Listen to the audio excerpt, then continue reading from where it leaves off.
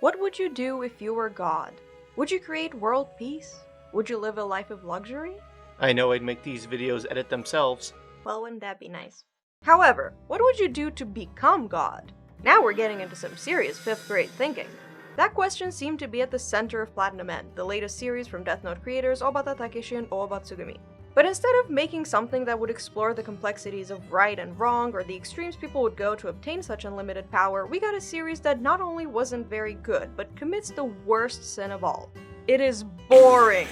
Roll intro.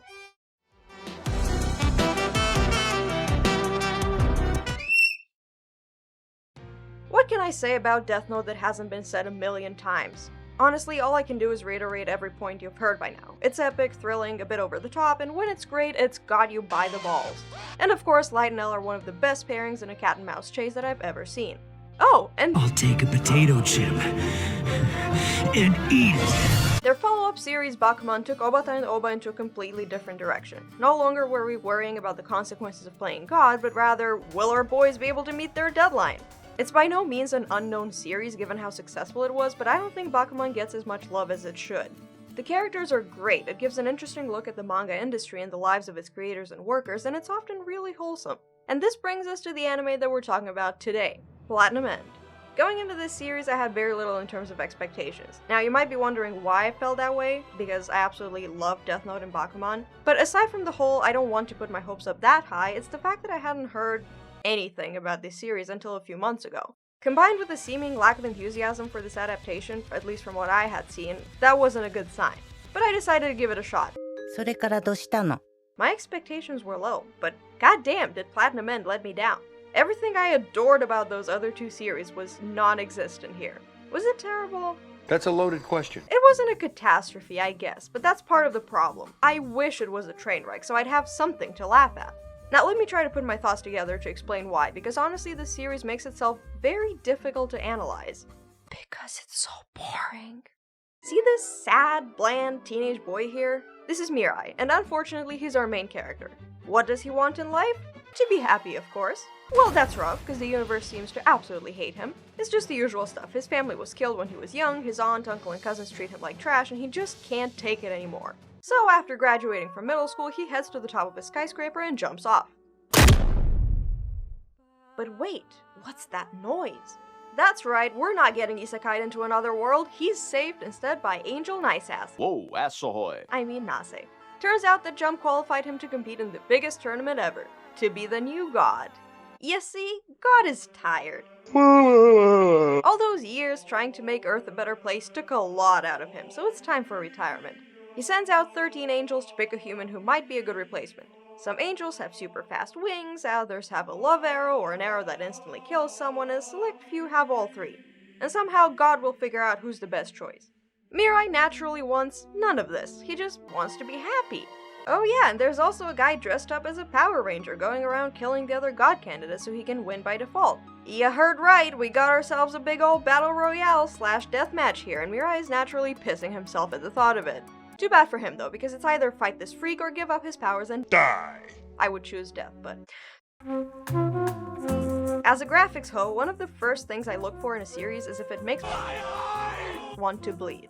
And from the very first episode, I knew something was fucky here. Why did I think that? Well, just look at it. On its own, it looks okay, but you do remember who created the series, right? A bit of a drop-off, ain't it? Especially when you look at the source material. Obata's art here is once again beautiful, with good character designs, backgrounds, shading, the whole 9 yards. Some of that effort is felt here, but Platinum End looks rough for a series that came out 15 years after Death Note. It's difficult to ask a studio to replicate the same level of detail we get in a manga, but couldn't there have been more of a polish? This wasn't a production from Madhouse or GC staff like before, but a relatively new studio, Signal MD, who've done nothing that I've actually seen. They might be a sub-studio of Production IG, but it doesn't seem like they've brought their A-game here. Again, things like the character designs are alright, as bare bones as they are, but the rest of the animation... meh. It's got dull coloring and shading, boring backgrounds, and it doesn't stand out from any other show this year. Not to mention, I was hoping that with the whole deathmatch aspect, at least we'd get some decent fight scenes. Well, guess what? We didn't get that either. Instead, we got CG, CG, and more CG. Because nothing screams excitement like stiff mannequins flailing around the screen. And that's only when they're not just floating around. So now that I knew I won't have pretty visuals to save me, Platinum Men really couldn't do a good job in hiding the bland and mediocre characters. You know, I kinda got to apologize to Takemichi. Sure, he was a little bitch. And always found something to complain about. But at least he would fight! He gets his ass kicked 9 times out of 10, but there's some sort of effort from his part. Mirai wishes he had the same balls Takemichi has. I get it, dead parents, neglect, etc, etc. It's a lot to put anyone through. But the tragic backstory aside, Mirai was a terrible choice for the protagonist of this story.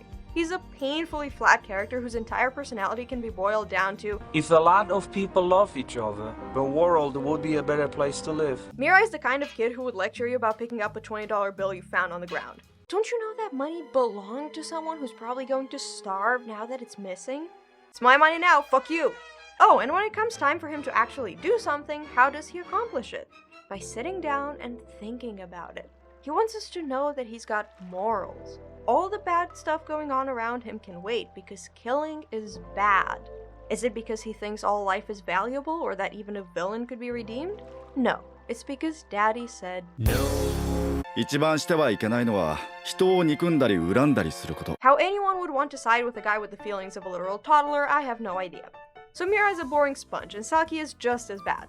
She's a good girl who likes Mirai, and I've just given you her entire character right there. She's got the same amount of personality he does, i.e. none, and is even more useless than him, which is no small feat. Of course, she has the obligatory sad backstory about doing nothing to help Mirai ever, but again, why should I care? Nanato, he's okay, I guess. I'd much rather have the show focus more on him than those two idiots. He's been diagnosed with terminal cancer and is struggling to find a reason to keep living. Wow, we have the makings of a good character for once. Too bad he's mostly in the background and it's obvious he'll be dead before long. The villain, Kanade, I'm just gonna call him Metropolis Man, stands out a bit more among the other pieces of cardboard we got here. And the only reason for that is that he's an all-around piece of shit. Like, damn, Light at least killed people pretty quick. This guy? Bang, you're dead. Also, like Mirai, this guy's a big simp, but for his sister, keeping her frozen and hoping to save her when he's gone. I mean, I guess it's a better goal than みんなが幸せでなければ自分だけ幸せでも素直に喜べない Did I like anyone then?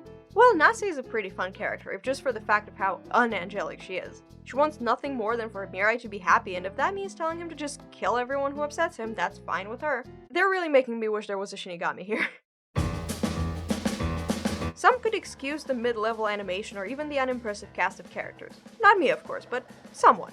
The thing that really baffles me is that this is coming from the creators of fucking Death Note, and yet it feels like the first rejected story of a novice writer. Really, if you didn't know the names, would you think this is from someone with nearly 20 years of experience? Or Death Note fanfic writers? What are you doing? At best, I would call this a rough draft, but even that is pushing it. First, let's take the competition. Why does every single candidate come from Japan, a country that doesn't exactly have a large religious population? Because the suicide rates are so high, of course. この国は相対的に恵まれた環境なのに自殺しちゃう人が多い They could have made this a worldwide cat and mouse chase, saying that anyone with wings can circle the earth instantly, but why bother working that out? Lay the blame on the angels for that, but it leads to another problem. To find such an important position, why wouldn't God have chosen angels with the highest rank? If you're pitting a special rank against a second rank, it's immediately putting a candidate at a disadvantage. How would a guy who's focusing on how many chicks can hop on his dick put up a fight with a literal serial killer? Maybe God just wanted to laugh his ass off at the losers. For that matter, why only have 3 powers? Each angel has a unique personality, like the Angel of Knowledge or the Angel of Greed. Wouldn't it have been cool to see how that title would reflect the abilities that they give their candidates? Imagine how badass the fights could have been instead of getting the animated equivalent of waving 2 action figures around. Oh no, the battles. Let me use that as a segue into how Platinum Men not only moves too fast, but also too slow at the same time. A lot might happen in a given episode, but it sure doesn't feel like it. Take the exposition dumps, for example. Jesus Christ, did they go on and on. There's so many scenes of characters just sitting down and talking about their powers or what they should do, and it's rarely done in an interesting way. It's shot, reverse shot, maybe an interesting visual, but it's usually topped with reiterating a point that we've already heard before. And those talks are usually just a bunch of bullshit. You know, stuff about morality, happiness, good, bad. Things I'd fast forward through if there was a button for that. It comes out so forced and so on the nose that the characters become mouthpieces rather than actual people. If you want to see how the show manages to combine every terrible aspect of the story into one episode, then look no further than episode 4. The entire thing is set in a stadium where a Metropolis man outsmarts several of the other candidates and kills them one after the other. Should make for an exciting watch, right? My sarcasm's probably giving it away once again, guys, so yes, it's boring. Metropolis man might have set the whole thing up to get rid of his competition, but I hope you didn't expect something on par with Death Note. No way. Instead of a bunch of smart characters playing 3D chess, it's a bunch of idiots waiting to see who's an even bigger moron. I know not everyone can be on Light's level and use a bag of chips to win, but everyone's mode of action is just fucking dumb. Like literally, what did you expect coming here? If you're gonna fall for things as basic as decoys and lying, you had no hope of becoming God. We get a glimpse of the victims' backstories before they're slaughtered, but that hardly makes us empathize with them. I mean, why should we if we know they're just going to be killed off? Oh, and Mirai. Where is he this whole time? He's in the bleachers doing absolutely nothing! Just sitting and thinking. And whining! Don't forget whining. And just when you think he's finally gonna grab his balls and fly in to save the day, he doesn't. Isn't that what you wanted to see? A main character who's not only dumb, but has to wait and think about what his actions will do for minutes on end, only for him to still fuck things up in the end. Now picture that happening in every single episode. And don't at me with the whole "but he does take action a few episodes later." If you have to drag your main character to the action and force him to do something, I think you've got a character well beyond redeeming. I also shouldn't forget to mention how edgy the show wants to be. Now, of course, when you look up edge in the dictionary, you see the definition is Death Note. But at least in Death Note there was some subtlety to it. Here it's coming in guns a-blazing. Damn boy, you're gonna cut yourself with all that edge. Oh no, I said it like that. You get it all. Murder, endless trauma, disturbed characters, not-so-legal incest, and plenty more to come. Does the shock value make it entertaining? Well, if you want to spend 20 minutes with this dumb fuck here, go right ahead. Wait a second, I just realized something. You got the dozen or so edgelords competing to be God. Each are given superpowers so they can kill one another, and Mirai is the literal name of the main character! Holy shit, am I watching Mirai Nikki? Given all my problems here, did I want to wade through all 24 episodes? Of course the fuck not, so I skipped ahead. And no, things did not get a lot better. Not only does it become even more of a Talk No Jutsu-thon than ever, but the ending... Man, if I had been a fan of this series from the start, I don't know how pissed off I would have been. What happens? Well, basically... Nah, I don't really feel like it. What a great job, guys. What a great job. Well, now that I've gotten my disappointment out of the way, here's a few series that you should check out instead. I've already talked a bit about why I love Bakuman, but honestly it's worth watching just for Akito and Kaya. Seeing those two go from semi-enemies in high school to an actual couple was just so sweet. And it was a bit unexpected, but it wasn't forced and it felt natural. It's at least a little bit better than the actual main couple. Although, that one is still better than Platinum End's main couple. Fuck that shit. Take Platinum End, cut the bullshit, provide a reason why every contestant is in Japan, give them all colorful and unique personalities, and you get Eden of the East. The mystery surrounding the whole game gets revealed at a good pace, and no two players have the same idea on what it would mean to save Japan. Their follow-up films might not be as good, but the whole series makes for an interesting ride. Anyways, let's wrap shit up. Well, my conclusion is... What happens when you take a somewhat interesting premise with two of the most famous names in manga in recent memory and make something absolutely mediocre out of it? Well, if you want to know the answer, check out Platinum End. I don't recommend it though. If it didn't have those two names right there, I doubt any of you would have even heard of it, let alone check it out. It's a series that could have been perfect for an intense, gripping, and tragic story, but the result is instead bland and forgettable. And unless they decide to toss out the second half of the manga and make something that's actually worth watching, I doubt this series will manage to save itself. But hopefully Platinum End will become only a minor blemish in Obata and Ohba's career. A very large, nasty, and swollen one, but a minor one nonetheless. Thus, the search for something worthwhile to watch this season begins again. See you all next time!